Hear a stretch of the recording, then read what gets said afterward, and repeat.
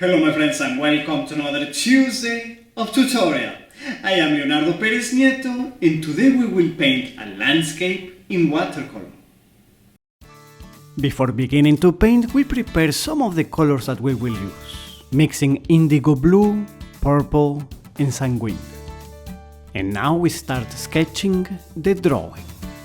It is a good practice before getting the watercolor on the paper to have a valid sketch that you can follow. Here on the top of a faraway hill will be a castle.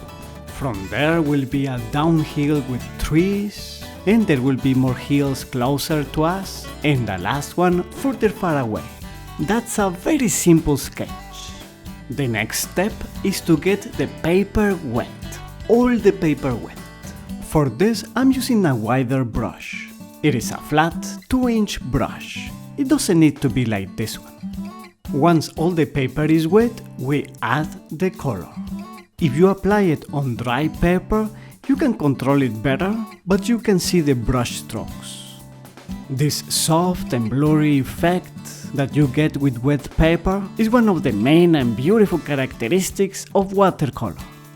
First I applied some blobs of color for the sky, and then the farther hill, and then the next one, up to the closer one to us. Good! Once the paper dries, we can control better the paint, as I mentioned. Now we do the silhouette of the castle. We make sure the color is not too dark or intense. Since it is very far, it should be on the grayish side. The colors of the objects, the farther they are, the more they lose their intensity. And we get the paper wet again to give another layer of paint. As you can see, I'm lacking color both on the sky and on the hills, so we will give it now. As in watercolor you cannot erase very much, it is therefore better to start light and then add more color little by little. Do not make something too dark at the beginning because it is hard to go back. For the hills in the back I'm using a bluish or purplish gray. For the middle ones a grayish green, and on the nearest ones I'll use a green, more intense, as they are closer.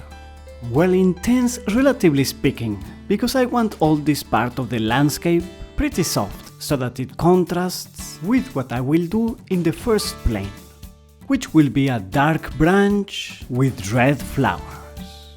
The branches almost do not have curves. We do short, straight lines that change direction. For the flowers we can deliver an effect taking paint with a brush and spattering it on the paper. Previously I covered all the areas that I don't want to be painted. My spattering ended up way too small, so I'll better do it by hand.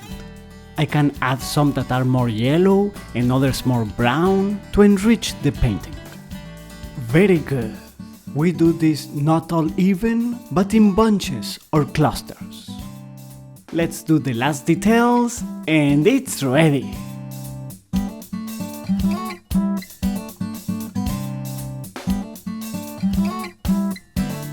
If you enjoyed it, please give it a like, share it to your friends, and subscribe to finer tips. You know where to follow me, the links are below. And I will see you on Tuesday.